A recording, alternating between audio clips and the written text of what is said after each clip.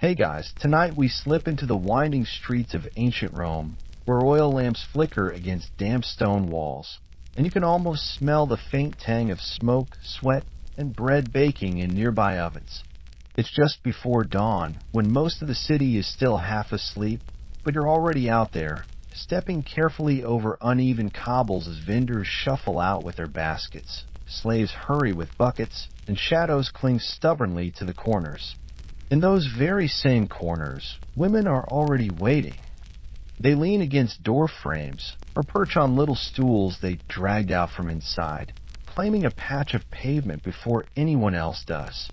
You probably wouldn't survive this schedule. They've been up before you, and they'll still be awake long after you're back under your blanket. So before you get comfortable, take a moment to like the video and subscribe, but only if you genuinely enjoy what I do here. And hey, while you're at it, drop your location and local time in the comments. I always love seeing who's listening across the globe. Now dim the lights, maybe turn on a fan for that soft background hum, and let's ease into tonight's journey together. The city hums, but the women of the night work in silence at first. You see one sprinkle chalk powder over her cheeks. It makes her look more distinct in the weak lamplight, almost glowing. Another tugs her shawl tighter, scanning the street for the first drunken stragglers or early laborers. Some are freed women, some are slaves sent here against their will, but all know that the best spots are fiercely defended. Rome may boast marble temples and senators in purple trim, but here on the street corner, survival is measured in coin, and coin depends on visibility. It's strange, isn't it? Historians still argue whether prostitutes in Rome were mostly night walkers or early risers, but evidence suggests both were true. In fact, some inscriptions mention women advertising themselves at dawn, catching men stumbling home from taverns before sunrise.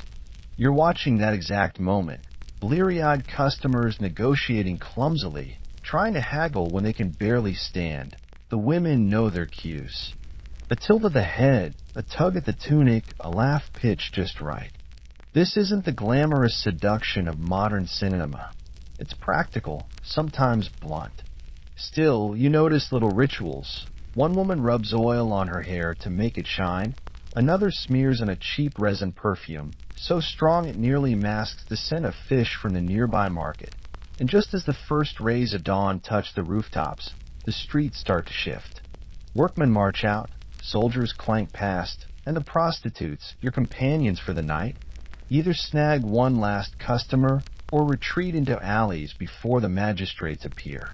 Technically, they're tolerated. Rome taxed them, licensed them, even kept registries of names and nicknames. Yet too much public display risked a fine, or worse, trouble with the wrong officer. You catch the faintest graffiti carved into the wall behind one of them. A name, Cytheris, scratched deep, maybe by the woman herself, or maybe by some lovesick fool. And as the city fully wakes, you realize this is the start of their day. The sun creeps a little higher now, soft light spilling over tiled roofs, and you slip with them into the narrow doorway of a lapaner, a Roman brothel.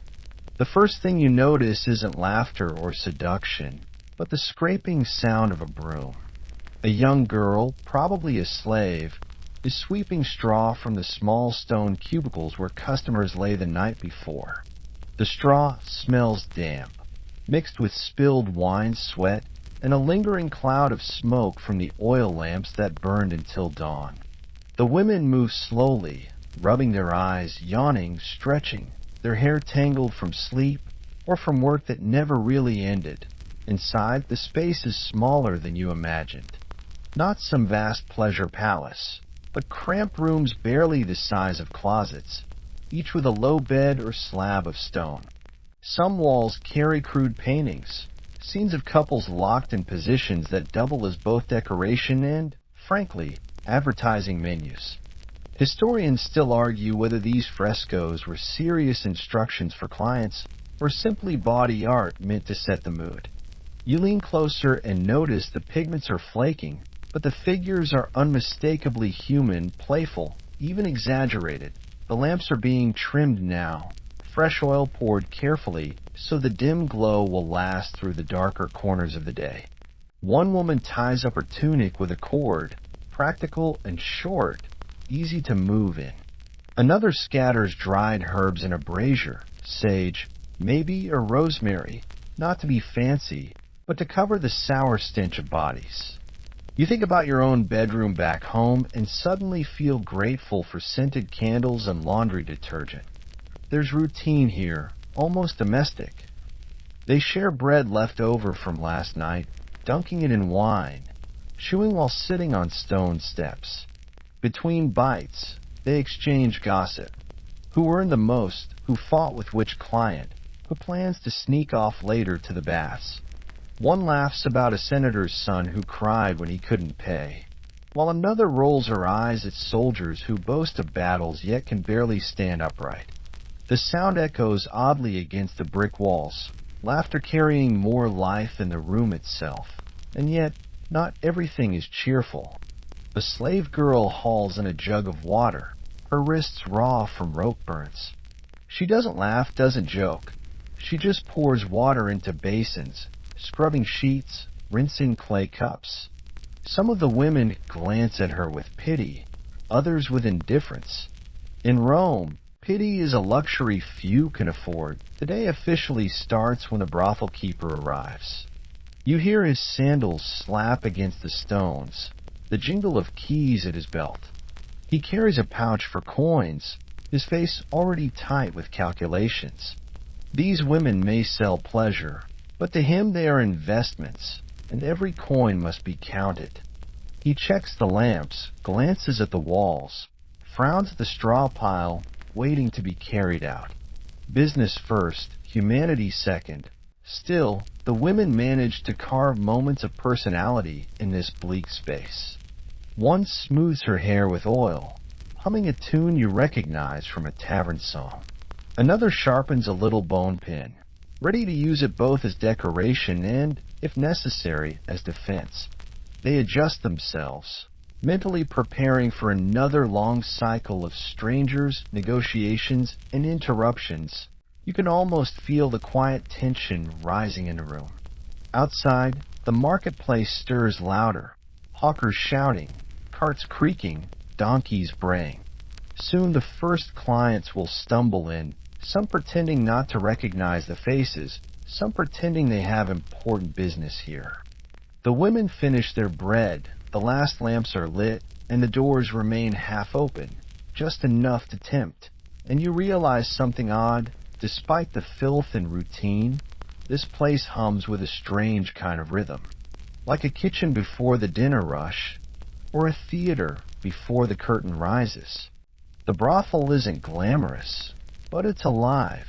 The brothel is awake now, but before the real stream of customers begins, you notice a ritual of preparation that feels almost theatrical. The women gather around a small cracked mirror, one after another, painting their faces with chalk powder and smudges of rouge. It's not the polished elegance of noble Roman matrons. Those ladies had slaves and expensive creams.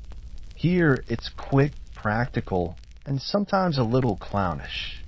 One woman dips her fingers into a clay pot of red pigment and rubs it roughly across her cheeks. Another uses charcoal to darken her eyebrows, arching them high enough to be noticed in the dim lamplight. The smell hits you first, a mix of cheap resin perfume and crushed herbs, layered so thick you almost cough. Imagine someone emptying a drawer of discount body sprays all at once. That's the effect. Yet, this was part of the job. Prostitutes were expected to stand out, to smell different, to project availability even before a word was spoken. Roman matrons, the respectable wives and mothers of the city, were supposed to look modest, pale, and unscented. By contrast, these women claimed visibility like a badge. Even if it made their noses wrinkle at their own concoctions, point one of them cracks a joke, holding the chalk stick like a stylus. Do you think this makes me look like a goddess? Another answers with a smirk. Yes, the goddess of headaches. They laugh, shoulders shaking, and the tension of the day softens for a moment. You smile too, because even 2,000 years later, the humor feels familiar. Women teasing each other over makeup before a long shift. Historians still argue whether prostitutes wore distinctive clothing mandated by law, or whether that rule was more theory than practice. Some sources claim they had to avoid the stola, the long, draped gown of respectable women, and instead wear shorter, cheaper tunics. Others hint at dyed fabrics, bright yellows and reds, that made them instantly recognizable. Here, in front of you, one woman tugs her tunic higher above her knees, exposing her legs without shame. Another wraps a colored scarf around her shoulders. The dye faded, but still vivid enough to catch the eye. You can see how every detail, from fabric to hairstyle, acted as a signal. And oh, the hair. You notice wild curls pinned high, streaked with grease or oil to hold them in place. Some weave in ribbons or cheap glass beads, the ancient equivalent of flashy accessories. A few even bleach their hair with a harsh soap and ash mixture that leaves it brittle but bright. You think of modern hair dye and suddenly feel grateful for better chemistry. Between the painting, perfuming, and dressing, the room smells like a chaotic apothecary, resin smoke, chalk dust, sour wine breath, and a faint whiff of garlic from the morning bread. Yet somehow when the women are finished, they look transformed. Less like weary survivors of a sleepless night, and more like performers ready to step onto a stage. There's a seriousness too. One woman practices her smile in the mirror, forcing her lips into curves, then letting them fall flat again. Another tries out poses, leaning against the wall, adjusting the way she places her hand on her hip. Their bodies are advertisements, and they know it. Even the smallest gesture carries meaning, whether playful, inviting, or indifferent. You lean back against the wall, watching this mixture of vanity, strategy, and resilience. And you realize something strangely modern. Beneath the chalk and perfume, this is branding.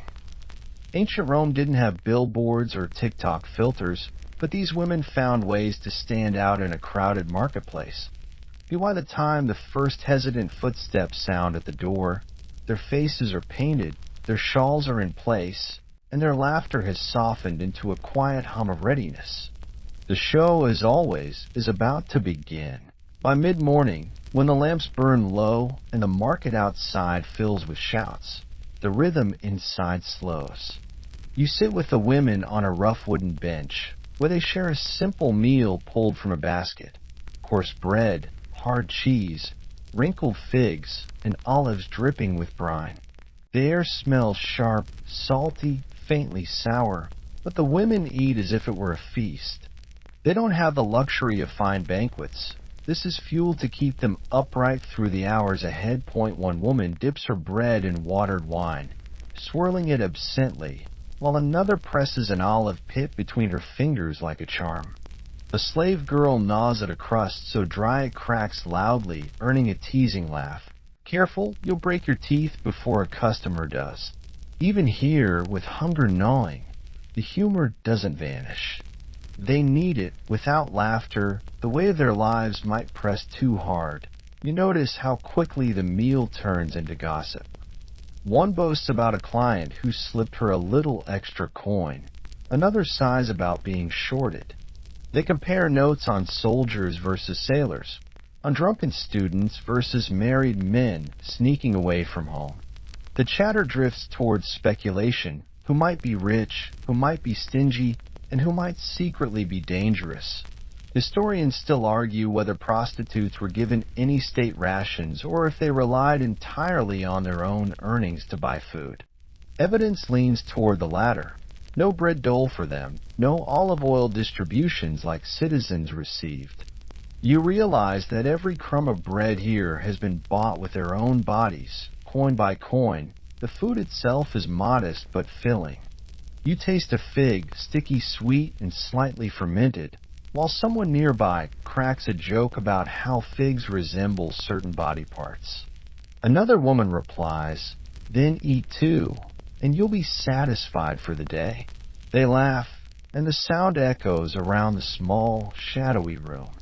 Even in the bleakest spaces, humans find a way to make fruit funny. Between bites, dice appear.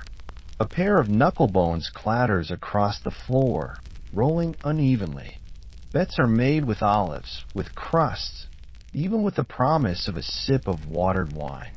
The game distracts them, if only for minutes, from what awaits. You realize the waiting might be worse than the work, the endless sitting, listening, chewing, fidgeting, always anticipating the sound of a sandal scraping the threshold point. One woman wipes crumbs from her lap and pulls out a little wax tablet, scratching a note with a stylus. Maybe it's a tally of her earnings, maybe a prayer, maybe just doodles to pass the time. You lean closer and notice a crude sketch, something resembling a donkey with oversized ears. She laughs, showing it to her neighbor, who nearly chokes on her wine. For a moment, the heavy air lightens. The meal winds down quickly. Bread crusts disappear. Pits are spat onto the floor, and a final gulp of thin wine passes from hand to hand. Someone mutters a quiet blessing to Venus, goddess of love, asking for luck. Another flicks an olive pit into the corner, a tiny offering to fate. When the food is gone, the silence creeps back in. Outside, carts rattle past. Hawkers cry about fresh fish and cabbages, but inside, you feel the lull. The women lean against the walls, half dozing, waiting for footsteps. You can almost feel the clockwork of their day. Eat, wait, work, wait again. In this pause, with bellies not quite full but no longer empty, you sense both their humanity and their weariness, and then faintly the sound of coins jingling. Someone is approaching. The meal is over. The day presses forward. The coins jingle closer, and before the man even steps in, you notice the women adjusting themselves. Shawls tug higher, tunics smoothed, hairpins twisted back into place. Presentation is everything, but presentation is also restricted. You glance around and realize that none of them are wearing the flowing stola, the long, elegant gown that marked the Roman matron's status. That garment was reserved for wives, the respectable women of the Republic and Empire. Prostitutes were forbidden from wearing it, no matter how much they might have wanted to blend in. Instead, you see them dressed in shorter tunics, rough linen or wool, sometimes dyed in bright, brash colors. Yellows and reds, shades meant to attract attention, cling to their figures. A few wear scarves with gaudy stripes. The effect is unmistakable. They're marked visually as clearly as if someone had stamped "not respectable" on their foreheads. Its clothing is law, clothing is social boundary. Historians still argue whether every prostitute actually obeyed this dress code. Some scholars suggest that poorer women couldn't afford fancy dyes and simply wore what they had, while others claim the bright garments became a kind of professional uniform. You glance at one woman in a faded red tunic. It may have once blazed like fire, but now it's more like rust. Still, the message remains. The irony, of course, is that Roman men often preferred the exotic. Wealthier courtesans might deliberately exaggerate the look, leaning into scandal with flashy jewelry, bright wigs, and painted sandals. One of the women here ties a yellow sash around her waist with a flourish, grinning as if to say, "Yes, I know exactly how much this stands out." You almost admire the defiance. Hair, too, was a statement. Respectable matrons wore theirs pinned neatly, veiled in public, modest. Prostitutes?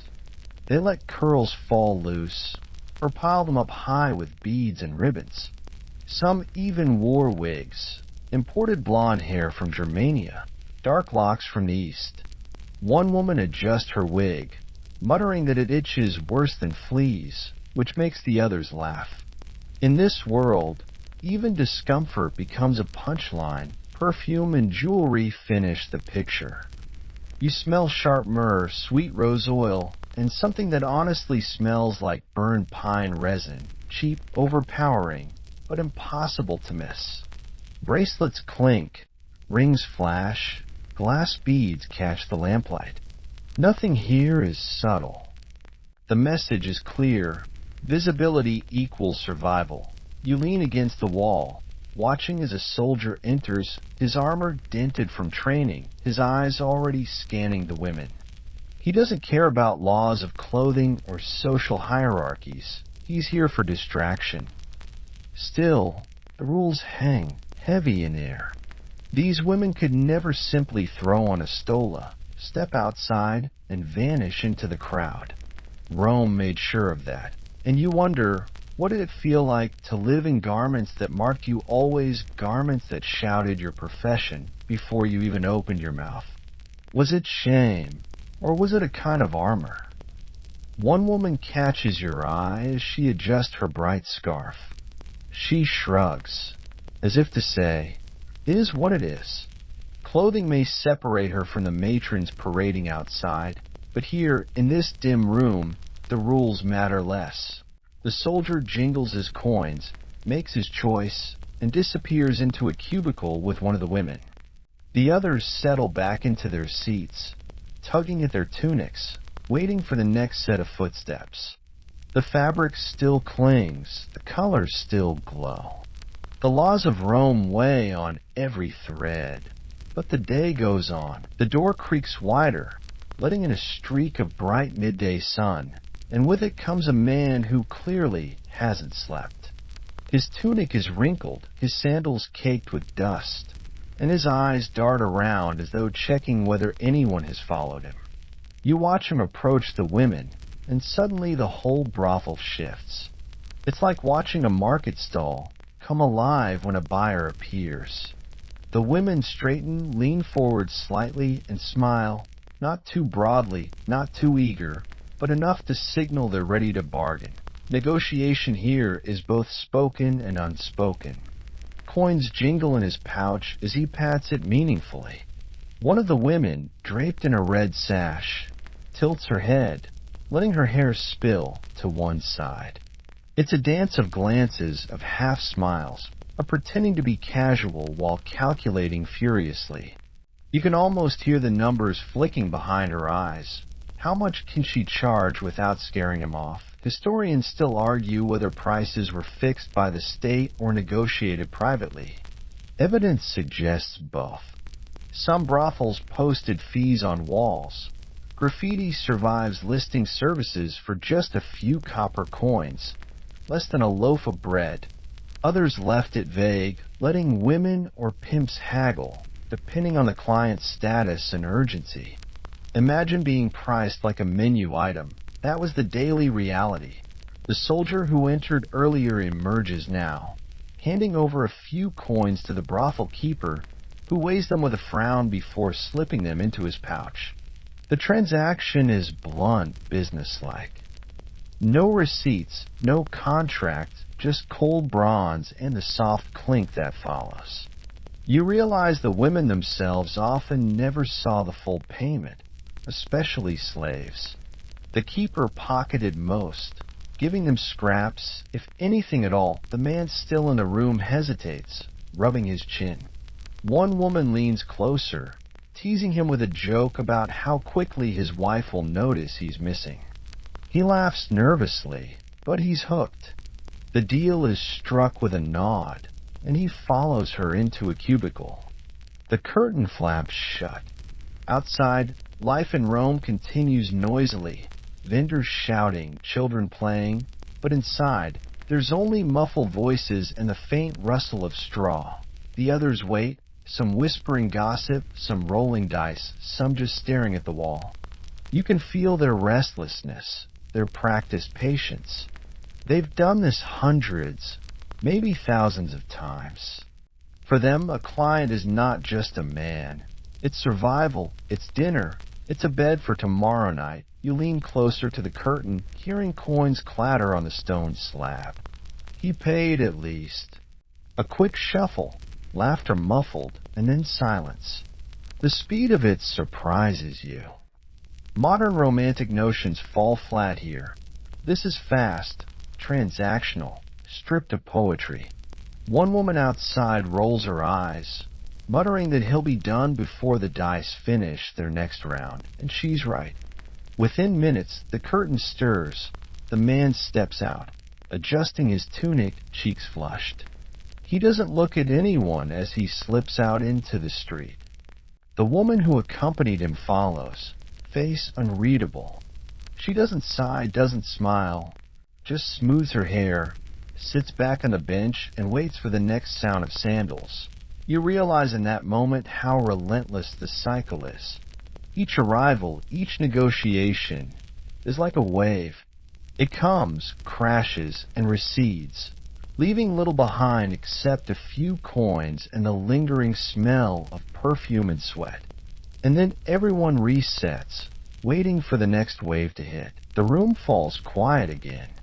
You can almost hear the buzzing of flies near the half-empty wine jug in the corner. For long stretches, nothing happens.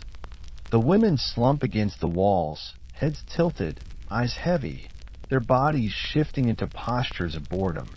Waiting between patrons is the part no one ever romanticizes. It's not constant frenzy, but endless pauses, broken only by footsteps that may or may not stop at the door. One woman pulls a little pouch from her tunic, shaking it until a pair of knucklebones tumbles into her palm. Dice again. She rolls them across the dusty floor, watching them bounce against a wall before settling. A neighbor leans over to peek at the result, and they groan in unison. Even in boredom, small rituals matter. Dice gossip, braiding each other's hair, anything to pass the hours. You join them, watching the dice tumble again, oddly soothed by their clatter. Another woman leans closer to her friend, whispering confessions so low you barely catch them. It's not about clients this time, but about dreams. One says she hopes to save enough to open a tavern, another that she longs to buy her freedom and disappear to a farm outside the city. Historians still argue whether prostitutes ever truly escaped their profession, but a few inscriptions suggest it happened. Women who married, who became innkeepers, who slipped into anonymity once their debts were cleared. Listening to them, you hear both hope and disbelief in their voices. The air is heavy with the smell of warm bodies, faded perfume, and stale wine. Someone fans herself with a cracked piece of wood, sighing dramatically until the others laugh. If Venus herself walked in, she'd faint from the stink, one jokes. The line gets a round of giggles, the second joke you've heard today about divine goddesses in decidedly undivine conditions. Sometimes the waiting stretches so long that women nod off, heads against the stone wall, until the sudden scrape of sandals jolts them awake. You watch as they instantly snap back into performance mode, hair adjusted, lips pursed, shawls tightened. Then disappointment. The footsteps pass, fading into the street. They slump again, grumbling, the energy evaporating like steam. To distract themselves. They talk about the graffiti carved into the brothel walls.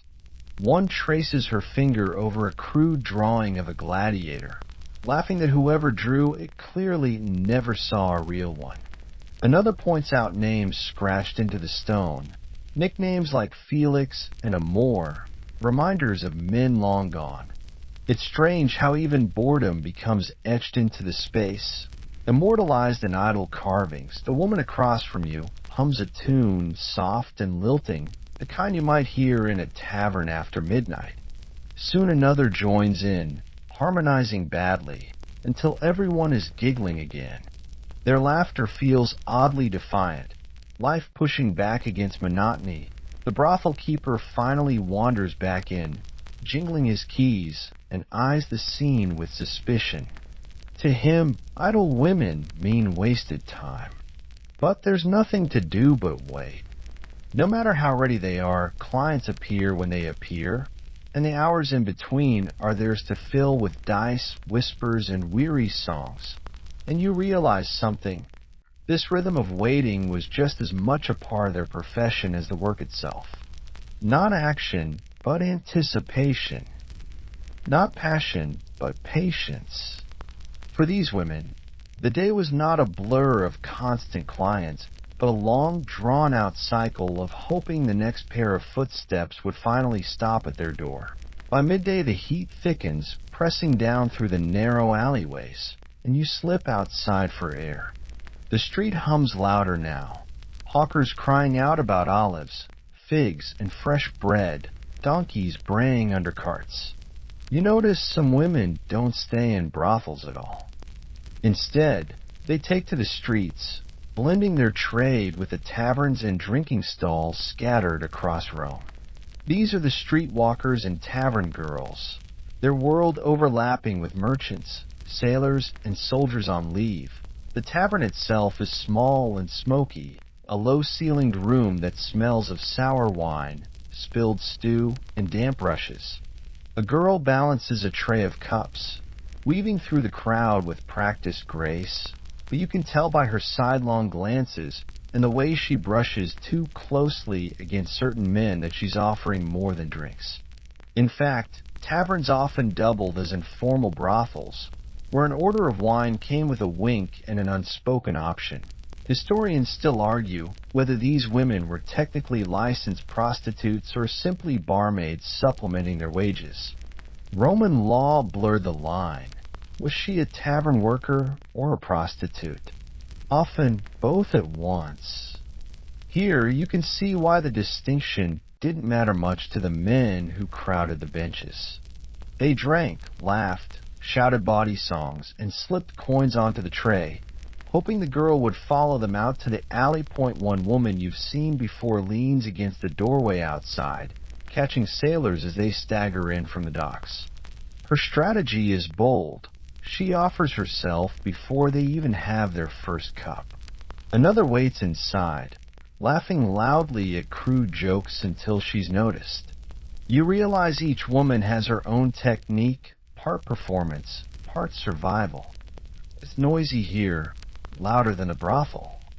Dice rattle across wooden tables, mugs slam down, wine sloshes over tunics.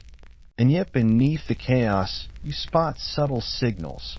A tug at a sleeve, a deliberate brush of fingers, a pause in serving.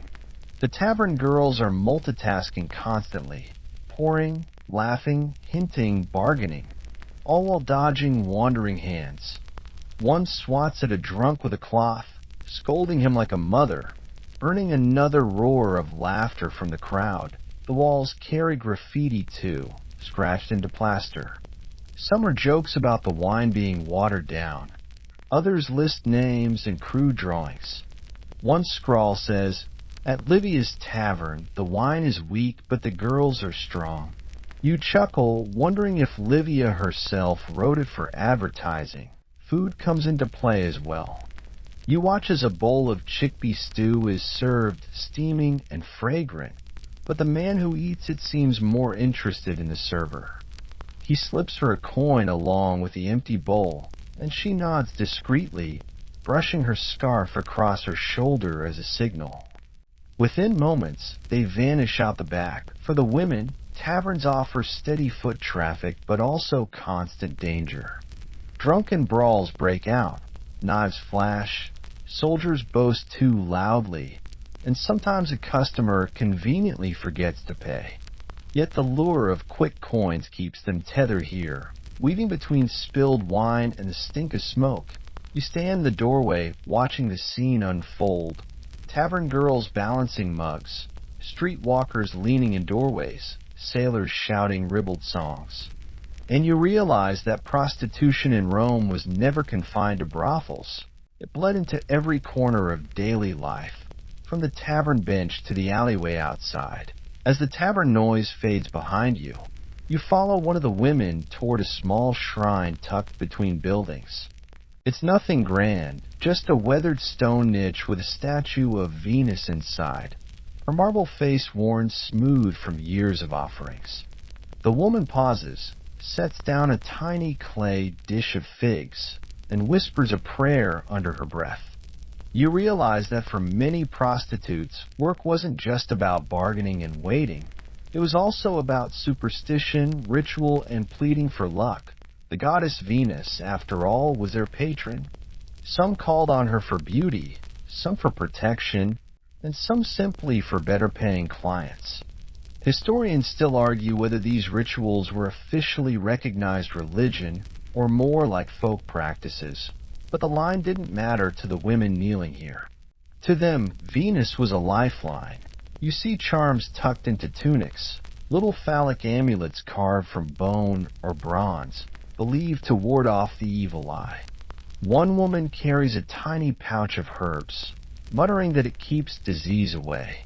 Another rubs a coin 3 times on the statue's base before slipping it into her sash, convinced it will bring more coins to her later. It's a mix of sacred reverence and practical magic, the divine woven right into their trade. There's even a ritual with lamps. You notice one woman lighting a small oil lamp and leaving it at the shrine. The flame flickers uncertainly, but she nods as though it answered her. Lamps meant light, visibility, guidance in the dark. And for women who worked in shadows and alleys, that mattered. Not all rituals were solemn, though. During festivals like Floralia, prostitutes paraded openly, showering the crowd with flowers and laughter, honoring Flora, the goddess of blossoms and fertility. Imagine the scene. Bright garlands, petals tossed from balconies, women dancing in colors usually forbidden. You smile, picturing the contrast between their drab brothel mornings and the riotous freedom of festival days. Here, though, at this quiet shrine, the mood is softer. The women murmur prayers, cross themselves in their own Roman way, or simply touch the cool stone for reassurance. You hear one whisper, "Let them be kind today." Another mutters, "Let me live through the night." It strikes you, these aren't just prayers for wealth, but for survival. You notice, too, the little tricks of folk magic woven into daily life. Some smear honey on their lips before work, believing it will sweeten their words. Others wear knotted cords around their waists, charms to ensure fertility or, paradoxically, to ward it off. One woman tells another about crocodile, yes, really, used as a contraceptive paste in Egypt, and the whole group bursts into laughter, wrinkling their noses. Better to pray to Venus than to smear that, one says, and you silently agree. As the women finish their offerings, they stand straighter, as if the goddess herself gave them a push of confidence. Their coins haven't multiplied yet, their lives haven't changed, but faith, no matter how small, has its own kind of nourishment. You step back into the street with them, the smell of figs and burnt oil lingering in the air. Rome roars around you again. Donkeys braying, hawkers shouting, sandals scraping stone. But in your mind you still hear the whispered prayers, quiet and human, threading through the noise. The afternoon sun slants lower, and with it the shadows stretch long across the street. You begin to notice how the women themselves become their own advertisements. There are no neon signs in Rome, no flyers, no glowing apps.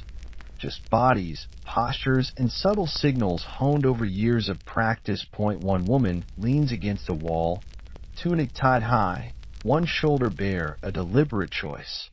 Another tilts her head and lets her curls tumble, knowing loose hair meant availability. Jewelry glitters too. Cheap glass beads, bronze bangles, sometimes even a flash of gold if a client had been generous the night before. Each sparkle is a silent announcement. Look at me. Choose me. Historians still argue whether there was a standard code, like bright yellow clothing or specific hairstyles marking prostitutes. Some ancient sources insist on the toga muliebris, a kind of disgraceful toga forbidden to respectable women but imposed on prostitutes. Others doubt it was universal. Looking around, you realize the truth was probably more fluid. The women themselves had to create visibility however they could, through color, posture, or flair, and flair they had. You watch one woman lift her skirt just enough to flash a leg as she walks past a group of soldiers. Another pretends to trip, laughing as she steadies herself on a client's shoulder. A wink here, a coy question there. It's a constant game of body language. In a way, the whole street feels like a stage, each woman a performer juggling charm and survival. Some tricks are cleverer. A woman tosses her scarf playfully into the lap of a passing man, waiting for him to hand it back.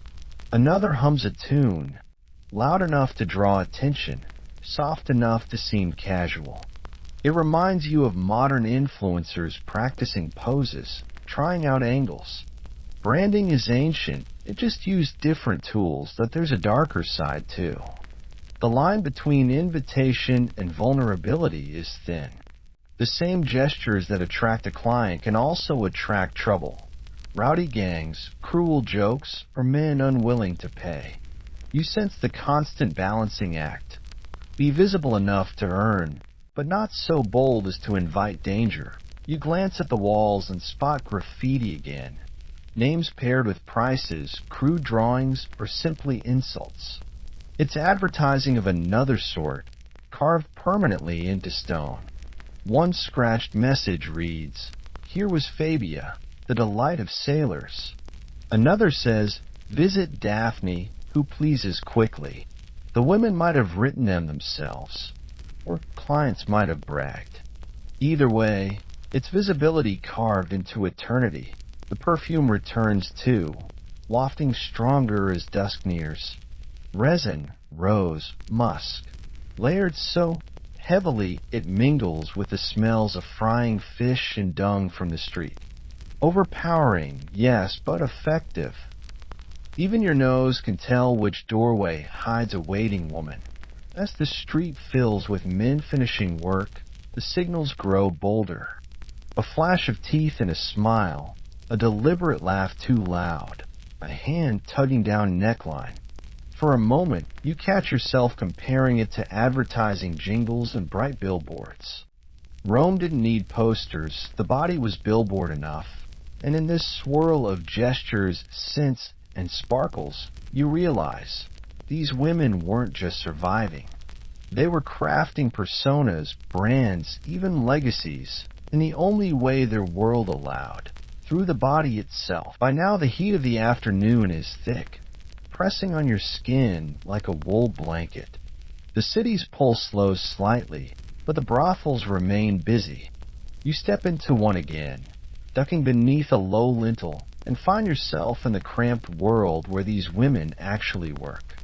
The air is heavy, oil lamps burning low, sweat and perfume mingling into something both sweet and sour. The rooms are tiny, barely larger than a cupboard. In Pompeii, archaeologists uncovered them, narrow chambers with stone beds built directly into the wall. Imagine lying on a hard platform covered only with straw, no sheets, no cushions. Some women soften it with old blankets or scraps of cloth, but comfort is a luxury not on the list. On the walls, faded frescoes still cling, paintings of couples mid-act, bodies entwined, every position imaginable. Scholars debate their purpose. Were they erotic decor, instructions for illiterate clients, or simply a sales menu? You tilt your head, noticing that the art is oddly formal, almost cheerful, a far cry from the reality of aching muscles and whispered negotiations. The sounds are just as striking. Muffled laughter through thin walls, coins clinking into bowls, the occasional groan of someone too drunk to hold back. Water drips somewhere in the darkness, echoing like a metronome. For the women, this was routine background noise, the soundtrack of their trade. You watch one prostitute prepare her space, smoothing the straw, lighting a lamp to cast a flattering glow, adjusting her tunic to look both casual and inviting. Another tucks a charm under her mattress, muttering that it keeps away bad luck. You sense their ritual precision, like actors setting the stage before curtain call. Historians still argue whether every brothel was regulated or if many were informal setups tucked into ordinary homes. Evidence suggests both existed, from grand multi-room complexes with elaborate mosaics to dingy back-alley cubicles barely large enough to sit in. What united them was the same: a space where transaction overtook intimacy and privacy was scarce. And yet, here you notice hints of individuality. One woman decorates her corner with sprigs of laurel. Another scratches her name into plaster beside the lamp. Even in this compressed, transactional world, human beings insist on leaving a trace. The smell of cheap wine lingers in the corners, spilled by men who brought their cups inside. You picture it: soldiers, sailors, merchants stumbling in, laughing too loudly, demanding service before stumbling back to the streets. The bed is cold again within minutes. For the women, it's not romance, not even conversation most of the time. It's a fast routine, a practiced efficiency. You hear one woman tease a client, not because she feels playful, but because banter can hurry him along. Another reminds him firmly that coin comes first, a lesson surely learned through bitter experience. The rhythm of it feels mechanical, yet behind each act there is strategy, calculation, survival. And as you step back into the hall, lamp smoke curling toward the ceiling, you realize this is where the grand stories of Roman passion dissolve into reality. Not marble temples or epic poetry, but these narrow, dim rooms where work was grueling, repetitive, and endless. You step outside again, blinking against the bright glare of the street, and suddenly the contrast between the dim, smoky interiors and the open air feels almost dizzying. The noise of Rome is back in your ears: vendors shouting, wheels grinding over stone, children darting between stalls. For the prostitutes, though, the shift doesn't stop at the doorway. Much of their work plays out in the open, where deals are struck before anyone even reaches a bed. You pause to watch a negotiation unfold. A woman catches the eye of a passing sailor, beckons him with a tilt of her chin. He slows, grinning, and immediately asks about her price. No whispered embarrassment here. Transactions are quick, blunt, almost shouted above the din. She names a sum. He groans theatrically. She counters with a wink and a lowered hand gesture. Within moments, they've agreed. The whole process lasts less than a minute. Historians still argue whether prostitutes set their own fees or whether brothel keepers dictated them. Some evidence suggests that high-end courtesans could demand impressive sums, while streetwalkers accepted a single copper coin, called quadrans. That's the same coin a Roman might use for a loaf of bread or a turn in the public baths. The reality hits you. For many women, their bodies were worth only a snack in the eyes of their clients, and yet money was money. You notice the little rituals of exchange. Some women keep purses tied to their belts, fingers always checking the weight of leather. Others hand coins immediately to a brothel keeper, who records transactions with a chalk mark on the wall. In rare cases, a client might promise goods instead of cash, grain, wine, even sandals. You can imagine the frustration when such promises weren't kept. A quirky tidbit drifts to mind. Certain Roman tokens, called spintri, depicted explicit acts and were used like vouchers. Some scholars think they worked as brothel currency, though others insist they were just gaming pieces or souvenirs. Holding one in your imagination, you see how bizarre it would feel. Like paying for an hour's company with a poker chip stamped with a Kama Sutra-style cartoon. Negotiation isn't always smooth. A man leans too close, demanding more for less, and the woman pushes him back with a sharp word. Another tries to slip away without paying, only to be dragged back by the tunic by a watchful brothel keeper. The tension is constant, the line between customer and threat blurred by wine and power. You hear laughter too. Some negotiations turn into playful banter. A woman jokes that she charges extra for sailors who smell like fish. The man roars with laughter and digs deeper into his pouch. Humor becomes another survival tactic, a way to soften the edges of haggling while keeping control.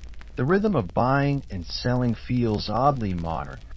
You can't help but think of bargaining at a street market, where both sides pretend outrage before settling on a fair deal. Except here, the stakes are heavier.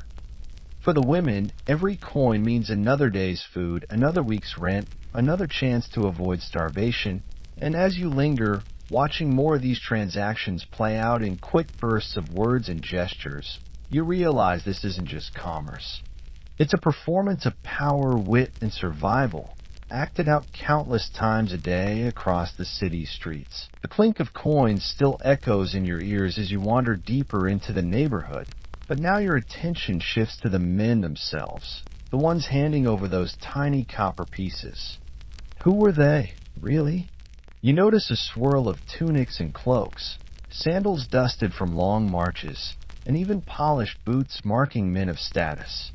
The customers are a patchwork of Roman society, all funneling into the same narrow streets for the same service. Some are soldiers, their leather armor still strapped across their shoulders, laughter booming after too many cups of sour wine. They swagger, toss coins like they're pebbles, and treat the whole thing as just another drill. A few were scars on their faces, reminders of battles far from the city. Here, instead of swords, they hold cups of wine and crude jokes. Others are sailors, smelling of salt and sweat, cloaks stiff from sea spray. They move in groups, loud and restless, pockets jingling with pay earned in foreign ports. Their accents mark them as outsiders, but the women barely care. A paying client is a paying client, whether he sailed from Alexandria or marched from Gaul. You also spot freedmen and laborers, their hands rough from bricklaying or cart pulling. Their coins are fewer, their demands simpler. They shuffle nervously at the doors, as if half ashamed and half desperate. In their pockets, the cost of one night might mean going without supper tomorrow. Still, they step inside, hoping for a brief escape from toil. Historians still argue whether Roman elites were common clients or if the trade was mostly fed by lower and middle classes. Evidence points both ways. Graffiti boasts of senators visiting brothels, while satirical poems mock wealthy men who secretly preferred street girls over their own wives.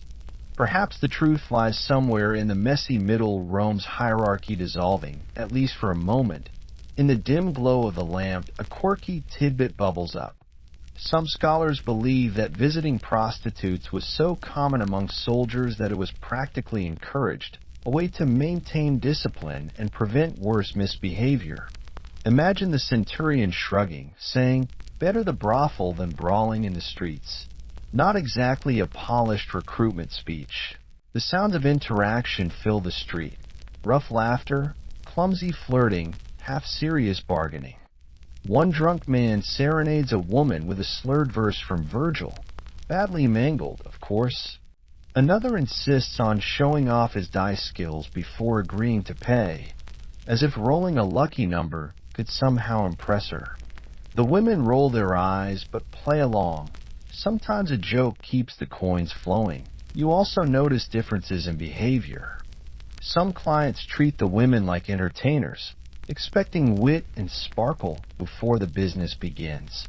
Others are brisk, wordless, purely transactional. A few stumble back out of doorways minutes later, faces flushed, as if embarrassed by how quickly they spent both coin and energy. And in all this movement, you sense the strange equality of the transaction. Whether a senator's son or a nameless sailor, once the deal is struck, each man is reduced to just another shadow stepping into a cramped cubicle. The hierarchy of Rome is flattened by the simple math of coin and body. As you drift past them, the smell of sweat and wine swirling, you can't help but smirk. The empire may have been built on legions and laws, but here, in these streets, It's held together by desire, routine, and a lot of very small copper coins. The streets quiet down as dusk falls, lanterns flickering to life, and you realize the women are still working, but their world stretches beyond those narrow alleyways. Life doesn't pause between clients. It keeps grinding on, and you start to notice how prostitutes fit into the larger rhythm of Roman society. Some of them live in the same brothels where they work, curling up on straw mats in the same cramped cubicles that hold customers during the day. Privacy? Forget it. Voices drift through paper-thin walls, laughter turning into snores, snores turning into arguments. For others, the street itself is home, doorways, abandoned stalls, or shared rented rooms above taverns. Their possessions are few: a tunic, sandals, maybe a comb or a small bronze mirror. And yet, within those fragile circumstances, routines emerge. A woman might share food with another after a long night, pooling their earnings for bread, olives, or cheap fish stew. Some feed stray dogs or carry scraps to temples, hoping small acts of piety will keep the gods on their side. You see one woman light a tiny oil lamp at a shrine to Venus, whispering a prayer that tomorrow's clients will be generous, or at least not violent. Historians still argue whether prostitutes were completely shunned by the broader community or whether they blended into daily life like any other laborers. Evidence suggests a bit of both. Temples officially barred them, but tavern keepers welcomed their coin. Neighbors gossiped about them, but also borrowed salt or shared water. In Rome, scandal and practicality often lived side by side. There are quirks too. Did you know some prostitutes formed loose associations, almost like guilds? They weren't official, but women banded together for protection, to share resources, or to honor a patron deity. Imagine a scrappy support group, but instead of coffee and donuts, there's wine and stale bread. You also notice how their presence ripples into other trades. Cooks sell food late into the night because the brothels keep customers hungry. Musicians earn coins by luring men into taverns where prostitutes linger. Even perfume sellers make a profit from the trade, cheap oils to mask sweat and wine. In a way, the sex trade oils the gears of the city's economy, even if nobody likes to admit it. The contrast is striking. By day, these women are jeered at, labeled as outcasts. By night, they're the unseen scaffolding of Rome's social fabric. Men from every rank pass through their doors, and yet in the morning, the same men pretend not to recognize them. It's a performance, a citywide illusion where everyone knows but no one says. You picture one of them stepping out into the morning market, cloak pulled tightly, buying bread from the same baker who saw her clients staggering out hours earlier. The transaction is polite, ordinary, almost invisible. That's how survival works in Rome, by blending in when you can, even if your real life plays out in shadow. And as you watch, you start to understand the quiet endurance of these women. Not just the spark of negotiation or the theatrical wink at a client, but the deeper skill of stitching themselves into the endless, messy quilt of Roman daily life. As the night deepens, you realize the life of a Roman prostitute wasn't just about surviving day to day. It was also about juggling the web of rules and restrictions imposed on them. Rome loved its regulations almost as much as it loved its spectacles, and the sex trade was no exception. For starters, prostitutes had to register with the aediles, the city magistrates in charge of public morals. You imagine trudging into the forum, standing in line, and declaring your name, address, and chosen profession for the official record. No cozy anonymity here. The state wanted to know exactly who you were. Once registered, your name was placed on a list, permanent, inescapable, and deeply stigmatizing. Even if you left the trade later, the mark stuck like a tattoo you could never scrub off. Clothing was regulated too. Respectable Roman matrons wrapped themselves in stolas, symbols of virtue and family honor. Prostitutes, on the other hand, were barred from that garment, instead wearing togas, the same style usually reserved for men. Imagine the irony. Women in togas instantly broadcasted their status, a visual label shouting available for hire. Historians still argue whether this was strictly enforced or more symbolic, but the effect was the same. It marked them as outsiders in the eyes of everyone else. The rules didn't stop there. Prostitutes were excluded from certain legal protections. For example, they couldn't accuse a man of sexual assault in court, because their work supposedly meant they had consented by default. A bitter reality, justice bent away from them even when harm was real. And yet, Roman law had its contradictions. Brothels themselves were perfectly legal, taxed even, with landlords sometimes profiting openly from renting out spaces. A quirky tidbit here. Some landlords were fined if they failed to properly register their brothel tenants, which means city officials occasionally went around double-checking who was living where. Imagine your nosy neighbor, except with a clipboard and the power of the Roman state. These regulations created a strange limbo. On one hand, prostitution was tolerated, even woven into the economy. On the other hand, prostitutes were branded with social shame, denied the protections of respectability. You sensed the push and pull.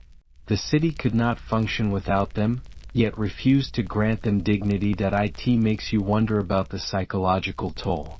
Walking through crowded streets, you'd feel eyes glance at your toga, whispering. You'd carry the weight of being both necessary and despised. Some women might laugh it off, treating the rules as background noise, while others surely burned under their weight. As you drift through these thoughts, you can almost hear the rustle of togas in the forum, the scratch of names written into official ledgers, and the sigh of women leaving the office of the aediles, clutching their registration like an invisible shackle.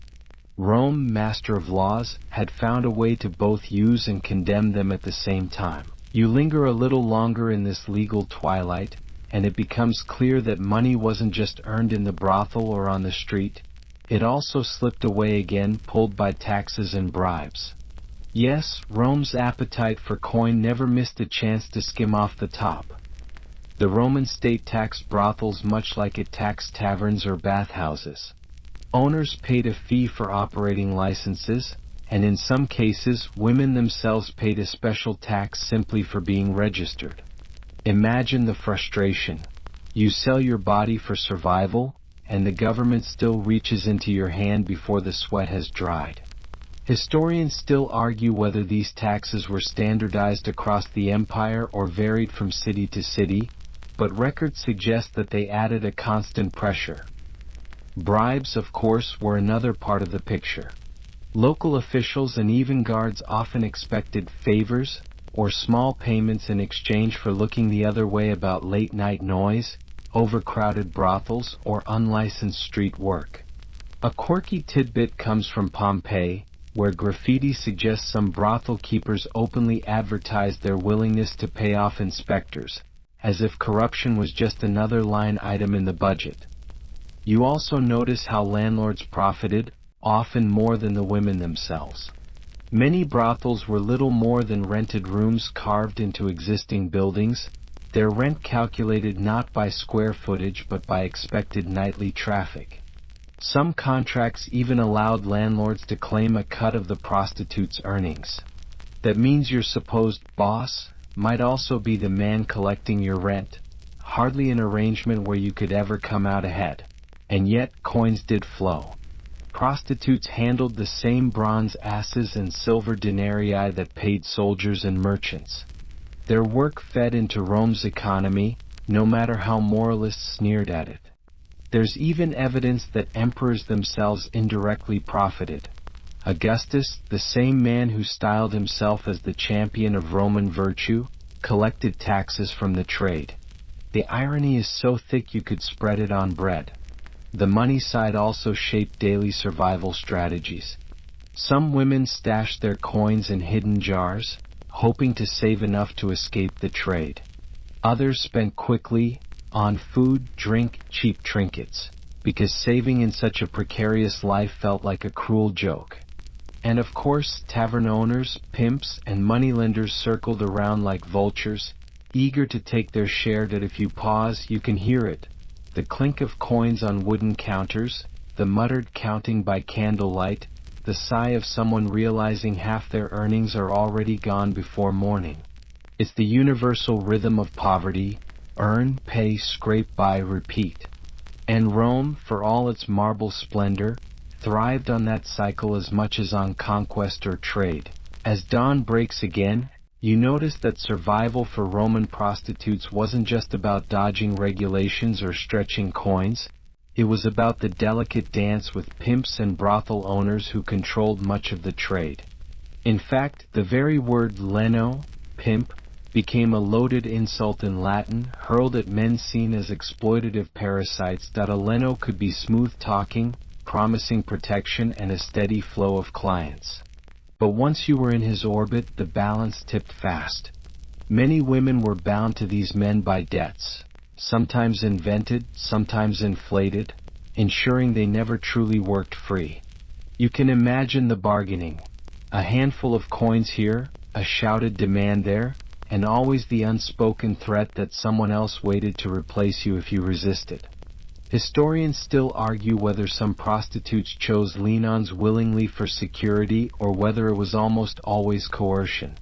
The truth probably lay in between, with desperate choices masquerading as freedom. Brothel owners worked on a bigger scale. Some managed entire complexes, with rows of cubicles and painted signs promising every flavor of indulgence. A quirky tidbit surfaces here. At Pompeii's infamous Lupanar, frescoes adorned the walls, not only as titillation but likely as a menu for illiterate clients. Imagine working beneath your own painted likeness, frozen forever in technicolor suggestion. Some lean-ons doubled as tavern keepers, folding drink, dice, and sex into one noisy package. The overlap blurred lines. Was he your boss, your landlord, your bodyguard, or all three? His reach touched everything from your meals to your schedule. At times, pimps even took responsibility for smoothing over legal issues, paying bribes, registering women, arranging loans, though of course always with profit in mind. And yet, it wasn't always pure exploitation. A few accounts hint at women who used the arrangement to their advantage, leaning on pimps to deter violent customers or to negotiate higher fees for specialty services. It's a messy, morally tangled knot, one where survival strategy could look suspiciously like loyalty, even affection. The irony of dependence hovers like smoke. The very men who shackled them sometimes kept them alive. You picture the scene at night. The leno leaning against a doorway, counting coins with wine-stained fingers, while women shuffle past, weary but resigned. The clatter of dice echoes, laughter bursts from drunken clients, and in the shadows an exhausted worker wonders whether tomorrow will bring any relief, or just another tally in the pimp's ledger. You notice how little protection there was when a client turned violent or refused to pay. The Roman world didn't extend much sympathy toward prostitutes, no matter how loudly moralists preached about honor and justice. If you were assaulted in the course of your work, the law often saw it less as a crime against you and more as a disruption to public order, or even just a dispute over property if you were under contract to a pimp. Some prostitutes developed their own defense systems. Sharp tongues could be weapons, wielded like daggers in smoky taverns. Knives, hairpins, even heavy oil lamps sometimes doubled as improvised tools of self-protection. There are graffiti accounts suggesting certain women were feared for their tempers, able to send unruly clients fleeing with more than just wounded pride. Historians still argue whether prostitutes carried concealed blades as a matter of course, or whether these stories reflect isolated incidents, but the image lingers. A woman tightening her belt not just for modesty but to keep a small dagger close. A quirky tidbit comes from satirical Roman poetry, which occasionally joked about prostitutes hiring muscle to trail behind them at night, part bodyguard, part enforcer. It's unclear how common this was, but you can picture it. A rough-handed man leaning against a tavern wall, arms crossed, waiting to step in if a client's fists or greed outweighed his sense. And then there was the violence hidden in silence, the whispered threats from pimps, the casual cruelty of drunk customers, the way bystanders often looked the other way. Rome was not kind to the vulnerable. Yet somehow women endured, adapting like water around stone. Some leaned on each other. There are scattered hints that prostitutes formed informal alliances, watching out for one another, pooling coins to bribe guards, or even sharing safe sleeping spots.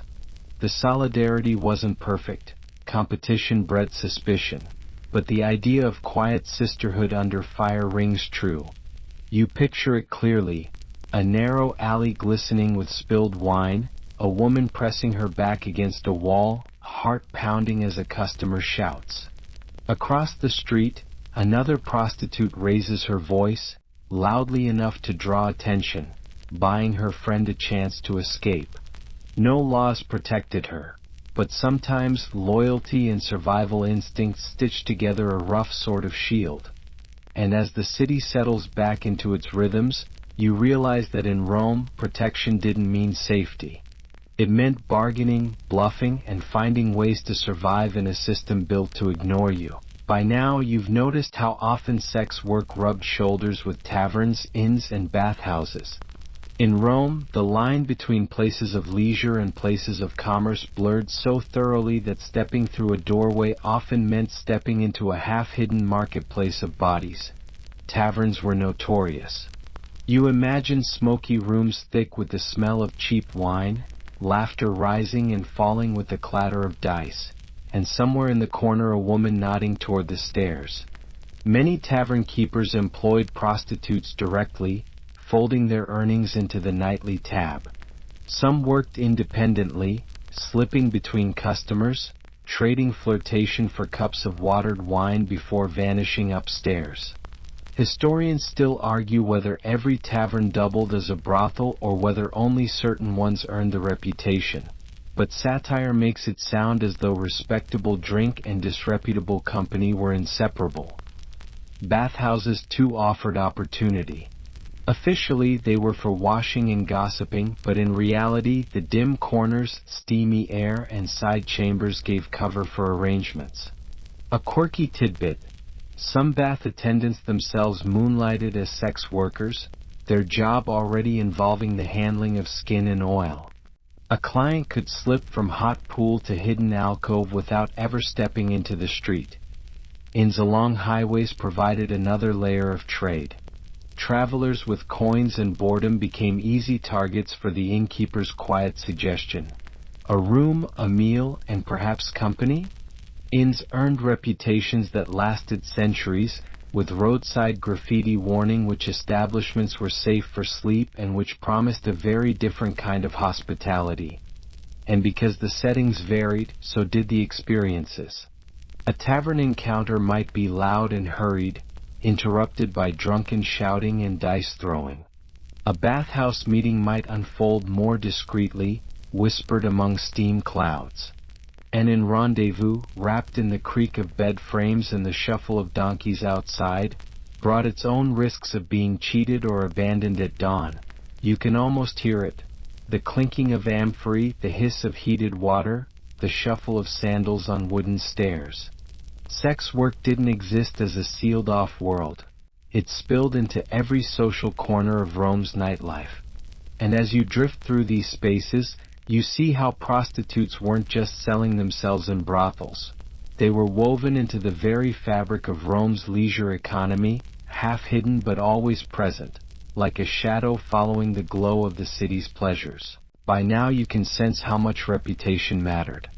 In Rome, being labeled a meretrix could follow you like a shadow, even if you tried to step away.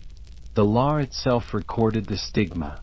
Prostitutes were forbidden from wearing the stola, the traditional dress of respectable Roman matrons, as if clothing alone kept invisible boundaries intact. You might picture yourself tugging at a plain tunic, knowing that the fabric announces to strangers exactly what you are. and the insult ran deeper. A prostitute's testimony in court carried little weight, her word legally suspect, as though profession alone eroded truth.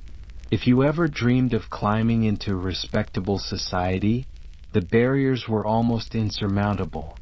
Historians still argue whether some women successfully reinvented themselves as wives of freedmen or merchants, but the evidence suggests most lived and died with the label carved into their reputations like graffiti in stone. Yet Romans also lived in contradictions. The same men who thundered against prostitutes in public often kept them as mistresses in private. Political satire gleefully mocked senators for sneaking into brothels. A quirky tidbit emerges here. One emperor, Caligula, is said to have forced noblewomen to serve in his palace brothel for a time, blurring the line between highborn and lowborn in ways both scandalous and terrifying. Prostitutes were both scorned and indispensable. They were used as punchlines in jokes, cautionary examples in moral lectures, and symbols of decay in fiery political speeches. And yet, the city's economy thrummed with their coins, their labor kept taverns full, and their presence shaped Rome's very nightlife. You walk through a bustling forum, listening to the mutters, "She's just a meretrix, worthless." Then, an hour later, you catch the same speaker slipping discreetly into a side street, searching for the very thing he condemns. The hypocrisy is almost theatrical. And for the women living within it, every glance carried weight, a reminder that society could not decide whether to erase them or secretly rely on them. In the end, you see how Roman prostitutes lived in constant tension, visible enough to be essential, but marked enough never to belong. You start to notice the strangest thing: prostitutes showing up not just in alleys or taverns but right in the middle of Roman religion. The gods themselves seemed to tolerate, even encouraged, their presence in rituals. Venus, goddess of love, lust, and beauty, naturally received offerings from women in the trade. Some sex workers left tokens at her shrines, tiny mirrors, perfume flasks, or scraps of jewelry, hoping for luck, wealth, or kinder clients. There's a quirky tidbit about the festival of Floralia, held in honor of the goddess Flora. Ancient writers complain that prostitutes took center stage, performing openly in theaters, sometimes bearing themselves in ways that made moralists clutch their togas in horror. Was it sanctioned celebration or shameless display? Historians still argue whether these performances were ritual obligations or simply tolerated revelry, but the fact remains Roman religion left a stage, however fleeting, where prostitutes were not hidden but highlighted. Even funerary rituals sometimes reflected this strange intersection. Inscriptions have been found where former prostitutes proudly listed Venus as their patron, framing their lives not as shameful but divinely blessed. Imagine lighting a small oil lamp at a shrine, whispering thanks to a goddess who, unlike society, did not sneer at your profession. Of course, not every encounter with religion was warm. Some cults, particularly those obsessed with purity, excluded prostitutes outright, branding them unworthy of sacred space. Yet Rome, with its buffet-style approach to gods, allowed plenty of alternatives. If one temple shut its doors, another might open, eager for your coin and your prayers. You picture a festival night, petals scattered across stone streets, music clanging, prostitutes dancing half playfully, half defiantly before a cheering crowd. In that moment, the boundary between sacred and profane collapses.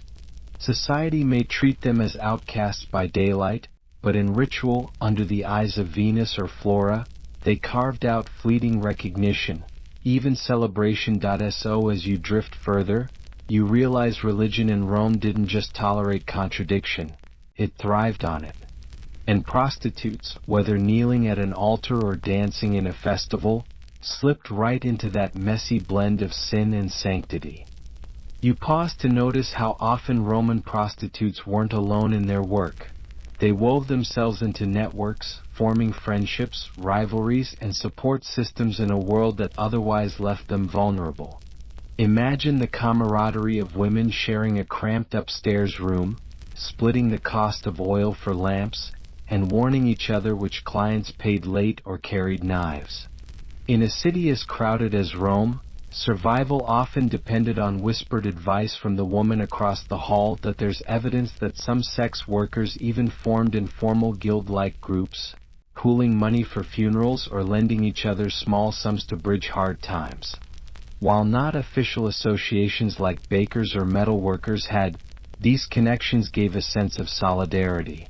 Historians still argue whether such networks were common or rare, but scattered references suggest prostitutes relied heavily on one another in ways often overlooked.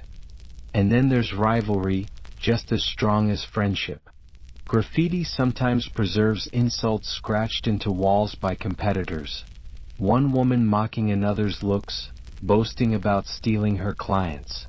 You can picture the tension simmering in a tavern when two workers set eyes on the same wealthy customer. That undercurrent of competition hummed constantly, balanced against the need for alliance. Quirky tidbit. Some brothels even posted internal rules, including fines for women who fought too loudly or tried to poach another's client. A manager's nightmare was chaos among his workers, so order had to be maintained with threats of penalties, or worse. Yet despite jealousy and conflict, bonds often lasted. A prostitute might nurse a sick companion, watch her child, or contribute to her burial.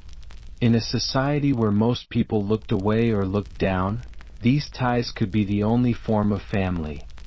You imagine falling asleep after a long night, hearing another woman's soft breathing beside you, sharing bread in the morning, laughing together at a pompous client's awkwardness.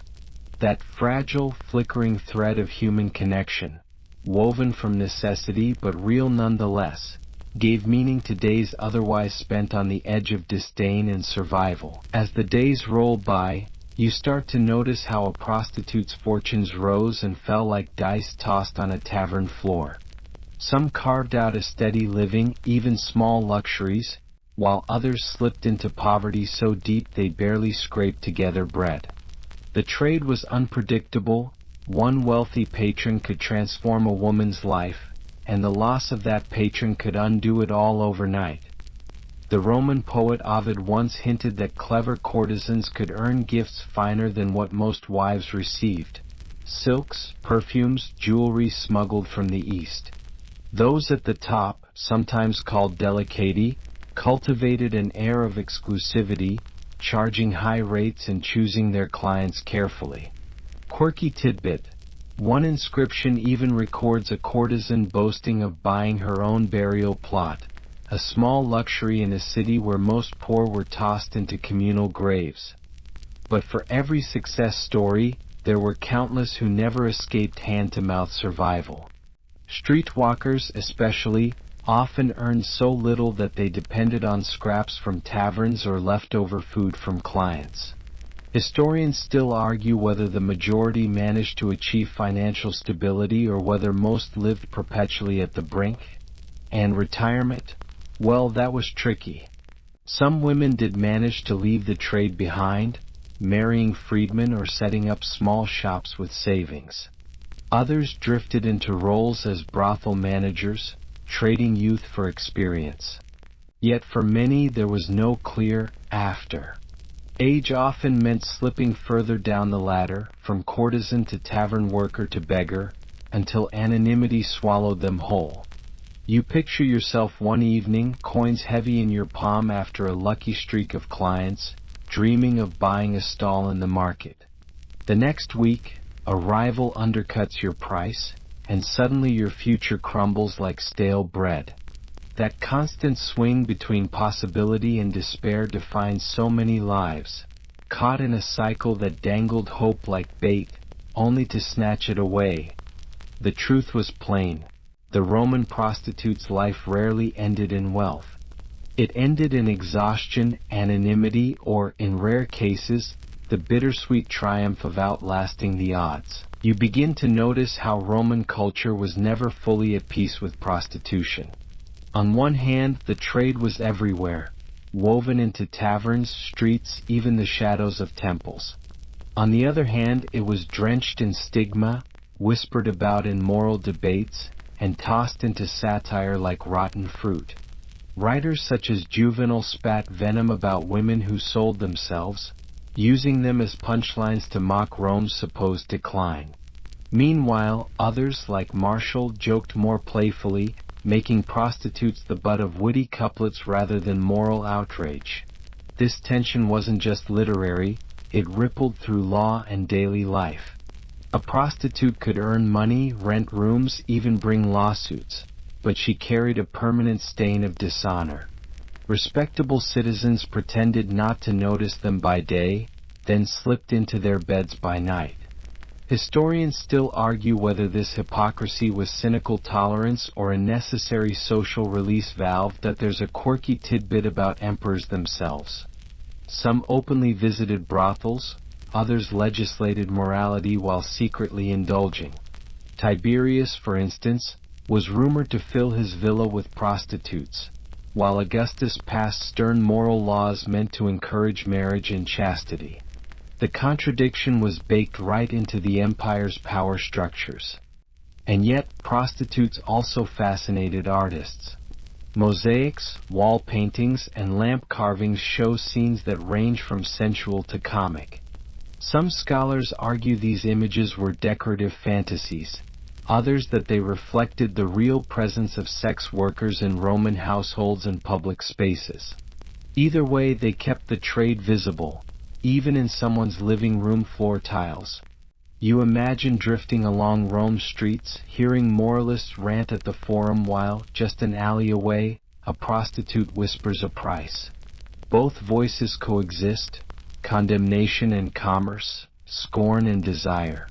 The contradiction never resolves, it only lingers, humming through the city like a background song everyone knows but pretends not to hum along with. By now you've walked through nearly every corner of this hidden world, so it's only fair to step back and imagine how the Romans themselves might have understood it. To them, prostitution was both ordinary and taboo, despised yet tolerated, mocked yet sought after. It was part of Rome's heartbeat, just as essential to the city's rhythm as bathhouses, markets, or temples. Some saw prostitutes as a necessary evil, a way to keep respectable women pure. Others claimed the trade polluted the city's morals, though they were often the same men paying for it in secret. Historians still argue whether Rome's laws sought to regulate the industry for order's sake, or whether they aimed to push it to the margins out of embarrassment. A quirky tidbit lingers in the archaeology. A few prostitutes were even honored in epitaphs that highlighted their kindness, loyalty, or generosity. Imagine someone caring enough to carve into stone that a woman once scorned by society was, in fact, cherished in her small circle. Those fragments remind you that behind every anonymous meretrix was a person with laughter, struggles, and fleeting hopes. You picture the city quiet at night, oil lamps flickering low, and brothels closing their shutters. The hum of the taverns fades, and even the gossip of neighbors softens. A prostitute leans against a doorway, counting her coins, maybe dreaming of buying a market stall, maybe resigned to repeat it all tomorrow. She was invisible to senators, yet inseparable from the life of Rome, and so the story circles back, not to scandal or spectacle, but to a quiet recognition.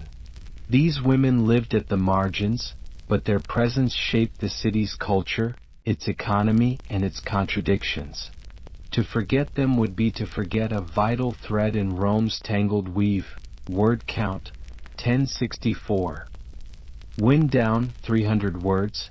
Now, let yourself sink deeper, past the busy alleys of Rome, past the flicker of oil lamps and the mutter of voices in crowded taverns. The city grows dim in your mind, like a lantern slowly carried away, its glow softer and softer until only warmth remains, the bustle of markets fades, the laughter and sighs of hidden chambers fall quiet, and even the cobblestones seem to smooth beneath your feet. You no longer feel the push of the crowd or the weight of coins jangling in your hand. Instead, you drift into a gentler rhythm as though Rome itself exhales and settles into sleep. Imagine lying on cool linen, the night air carrying a trace of jasmine from some forgotten garden. Your thoughts, once full of sharp details and restless debates, now soften at the edges, like ink spreading slowly on parchment. Each breath grows longer, each pause between them wider, a calm wave stretching out across a quiet shore. The lives you've just wandered through, their struggles, their laughter, their survival, begin to fade into silhouettes. They do not vanish, but rather step quietly aside, allowing you to rest. The weight of history no longer presses against you. It simply cradles you, steady and patient, like the walls of an ancient house that has stood through storms. And so you linger here, in that quiet space between story and sleep, wrapped not in the clamor of Rome, but in the hush that follows it. Let your eyes grow heavy, let the hum of your own room replace the distant echoes of the past. Rest now. You are safe, you are still, and the night is yours.